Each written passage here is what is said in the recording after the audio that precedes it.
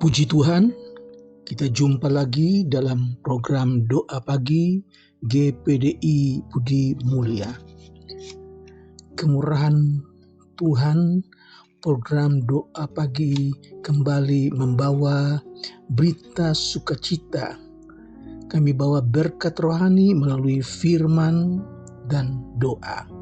Untuk itu kita akan awali semua ini dengan doa. Mari kita berdoa. Bapa yang di surga, kami mengucap syukur buat hari ini. Tuhan berkati kami dengan tubuh yang sehat, dan kami akan awali hari ini dengan firman Tuhan.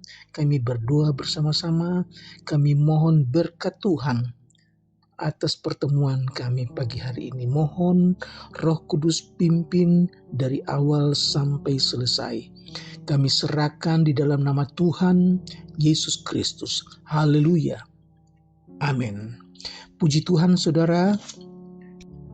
Filipi pasal 3 ayat 13. Filipi 3 ayat 13. Saya bacakan buat saudara. Saudara-saudara, aku sendiri tidak menganggap bahwa aku telah menangkapnya. Tetapi ini yang kulakukan, aku melupakan apa yang telah di belakangku dan mengarahkan diri kepada apa yang di hadapanku. Dan berlari-lari pada tujuan untuk memperoleh hadiah, yaitu panggilan sorgawi dari Allah dalam Kristus Yesus. Puji Tuhan. Surat kepada jemaat di Filipi ini ditulis sendiri oleh Rasul Paulus tahun 62 Masehi. Dan gereja yang ada di Filipi juga dibangun oleh Rasul Paulus bersama dengan beberapa orang teman, yaitu Silas, Timotius, dan Lukas. Saudara, jemaat Filipi begitu mengasihi Paulus sehingga beberapa kali mereka memberikan bantuan keuangan kepada Paulus untuk disalurkan kepada jemaat di Yerusalem yang sedang dalam kesusahan. Dan bahkan Paulus waktu itu sedang ditahan dalam tahanan di Roma, saudara. Nah, dalam pasal 13, Rasul Paulus menulis bagaimana ia yang dulunya begitu bangga terhadap hidup lahiria. Kita baca di dalam Filipi 3 ayat 4b mulai. Jika ada orang lain menyangka dapat menaruh percaya pada hal-hal lahiria, aku lebih lagi. Disunat pada hari ke-8 dari bangsa Israel, dari suku Benyamin, orang Ibrani asli, tentang pendirian terhadap hukum Taurat, aku orang Farisi, tentang kegiatan, aku penganiaya jemaat, tentang kebenaran dalam mentaati hukum Taurat, aku tidak bercacat. Saudara, Rasul Paulus menulis bahwa bagaimana dulunya dia begitu bangga terhadap kehidupan lahirianya. Tetapi apa yang terjadi ketika Paulus mengenal Yesus? Saudara, semuanya berubah. Ayat 7 dikatakan,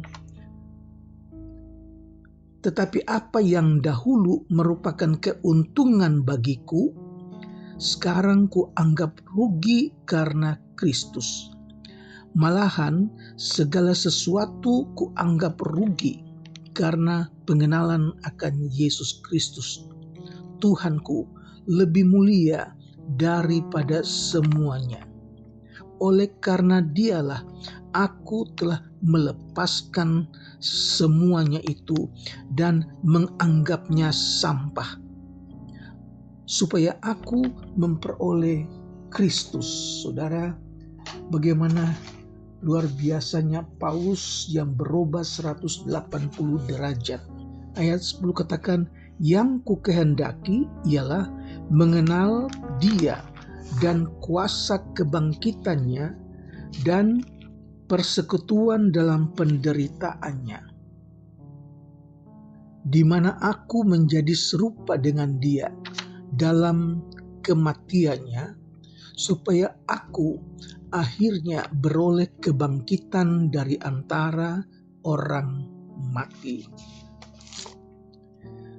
Apa selanjutnya yang Paulus katakan? Kita baca dalam ayat 13 dan ayat 14. Saudara-saudara, aku sendiri tidak menganggap bahwa aku telah menangkapnya, tetapi ini yang kulakukan. Aku melupakan apa yang telah di belakangku dan mengarahkan diri kepada apa yang di hadapanku, dan berlari-lari kepada tujuan untuk memperoleh hadiah, yaitu panggilan surgawi dari Allah dalam Kristus Yesus. Saudara, kalau dalam ayat 13 Paulus katakan, aku melupakan apa yang telah di belakangku dan mengarahkan diri kepada apa yang di hadapanku, dan berlari-lari kepada tujuan untuk memperoleh hadiah, yaitu panggilan surgawi dari Allah dalam Kristus Yesus. Inilah tujuan hidup Paulus yang telah melihat walaupun sekilas kemuliaan sorga yang dicatat dalam 2 Korintus pasal 12 ayat yang keempat. Saya baca, ia tiba-tiba diangkat ke Firdaus dan ia mendengar kata-kata yang tidak terkatakan, yang tidak boleh diucapkan manusia. Saudara, Rasul Paulus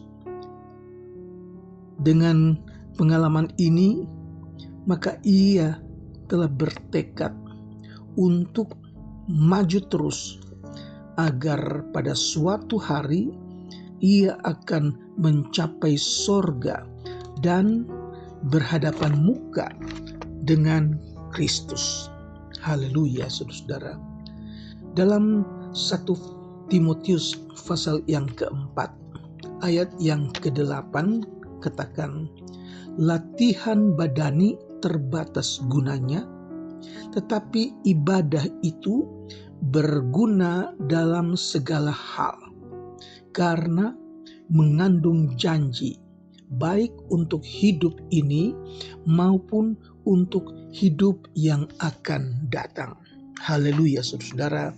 Jadi ibadah itu berguna untuk hidup kita yang masih ada sekarang ini, tetapi terlebih lagi untuk hidup kita selanjutnya di dalam kerajaan sorga bersama-sama dengan Bapa kita. Haleluya. Yang perlu kita lakukan sekarang adalah melupakan apa yang di belakang, apa yang kita anggap bagus, apa yang kita anggap berguna, apa yang kita anggap mewah, yang bersukacita, tapi itu harus kita lupakan, yaitu hal-hal duniawi yang berdosa, hal-hal duniawi yang jahat, dengan hidup kita yang lama, yang berdosa, dan mengarahkan hidup ini untuk keselamatan yang sempurna yang terdapat di dalam Kristus Yesus. Puji Tuhan. Ingat istri Lot, dengan menoleh ke belakang, ia menjadi tiang garam. Dicatat di dalam Lukas pasal 17 ayat 32 dan Kejadian pasal 19 ayat 17 dan 26. Haleluya. Pengajaran bagi kita pagi hari ini, firman Allah ingatkan, jangan lagi menoleh ke belakang. Hal-hal yang dulu hidup kita, yang dulu hidup yang lama, tanggalkan, lupakan. Dan kita arahkan hati kita, arahkan pandangan kita, arahkan tujuan hidup kita ke depan. Kemana? Panggilan surgawi yang ada di dalam Tuhan Yesus Kristus. Kiranya kita belajar dari Rasul Paulus supaya hidup kita benar-benar gantung kepada Tuhan Yesus. Sebagaimana Paulus mengalami banyak hal-hal yang luar biasa.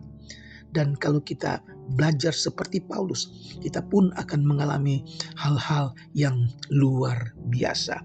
Tuhan kiranya memberkati saudara-saudara untuk memiliki pandangan seperti Paulus, yaitu pandangan tentang panggilan surgawi. Tuhan mengasihi Bapak, Ibu, saudara-saudari sekalian. Amin. Mari kita berdoa. Bapa di surga, kami mengucap syukur. Pagi ini kami sudah diberkati lagi dengan firman Tuhan. Dan biar hati kami tertuju hanya kepadamu Tuhan Yesus.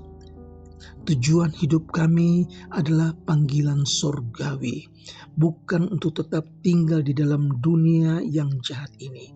Oleh sebab itu Tuhan, layakkan kami hidup benar di hadapan Tuhan. Maka pagi hari ini kami berdoa buat jemaat Tuhan yang dalam keadaan lemah, dalam keadaan sakit, mereka yang dirawat di rumah sakit, mereka yang terbaring lemah di rumah. Kami tidak menyebutkan nama-nama mereka, tetapi kami percaya kuasa Tuhan tetap sama, mujizat tetap ada. Tuhan tolong orang-orang yang lain, Tuhan juga tolong jemaat yang sakit hari ini Tuhan. Terima kasih Tuhan, kami percaya Tuhan akan berikan kemenangan buat mereka yang dalam pergumulan, mereka yang dalam kesusahan. Tuhan berikan kecukupan, tambahkan iman percaya, supaya mereka tidak lagi patah semangat, mereka tidak tawar hati, tetapi mereka andalkan Tuhan Yesus, Raja di atas segala raja, Tuhan yang menjadi penolong, Tuhan yang menjadi pembebas dari rasa takut. Terima kasih Tuhan Yesus. Kami berdoa buat anak-anak sekolah. Tuhan berikan kepintaran, Tuhan berikan kemampuan pelajaran mereka Tuhan Yesus. Kebutuhan uang sekolah kiranya Tuhan cukupkan. Kami serahkan hidup kami hari ini ke dalam tangan Tuhan. Di dalam nama Tuhan Yesus Kristus. Haleluya. Amin.